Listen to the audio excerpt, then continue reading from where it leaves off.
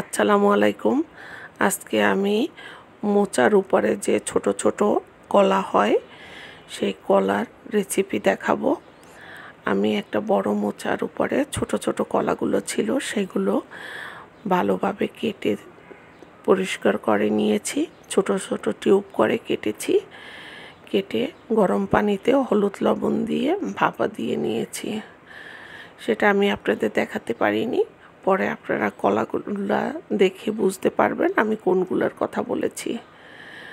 এখন আমি পেঁয়াজ, হলুদ, মরিচ, লবণ, চিংড়ি মাছ আর নারিকেলটাকে ভালোভাবে কষিয়ে নেব।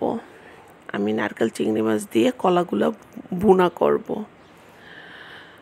এটা খেতে অনেক স্বাদ, মনে হবে মগজ ভুনা করছি।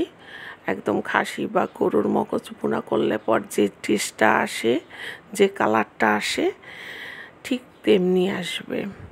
আপনারা যারা খেয়েছেন তারা তো এটার সম্পর্কে জানেন, আর যারা খাননি তারা মোচড়া বাসায় আনলে পর কলা পেলে এরকমের প্লিজ একদিন ট্রাই করে দেখবেন, অসাধারণ লাগে।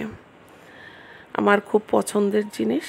এই দেখেন, এই কলাগুলা দেখে তো চিনছেন যে আমি কিভাবে কেটে সেদ্ধ করে নিয়েছি। পানি ঝরিয়ে এখন আমি ওগুলো সব দিয়ে দেব। আমি লবণ হলুদ দিয়ে সেদ্ধ করেছি, ভিতরে লবণ ঢুকেছে। বাস আমি এইটা দিয়ে একটু নাড়াচাড়া করে সামান্য পানি দেব, বেশি পানি দেব না। সামান্য পানি দিলে পর নাড়াচাড়া করে আস্তে যখন তেলটা উঠে আসবে তখনই আমার রান্না শেষ হয়ে যাবে। আপনারা একদিন প্লিজ ট্রাই করবেন, দেখবেন কিভাবে হয়। দেখেন কালারটা অসাধারণ হয়েছে, অনেক সুন্দর, অনেক, আর টেস্টটাও অনেক। আপনারা সবাই ভালো থাকবেন। আল্লাহ হাফেজ।